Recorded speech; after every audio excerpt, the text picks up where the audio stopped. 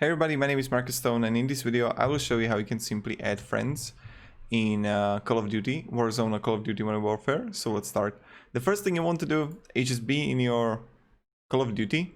Then in the right top corner you're gonna see the friend list here. And now you're gonna see it here, add friends. Click on it. And now you just have to search friend using Battle.net, PlayStation, Xbox Live Game Tag, or like choose which one you like, which one you have the username, right?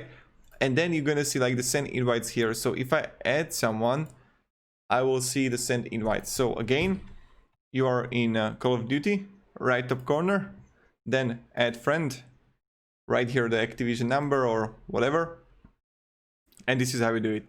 Thank you very much everybody for watching. If you have any questions, ask me down below in the comments. I'll be really happy to help you and provide you some guidance and support, know how it works. And yeah, goodbye.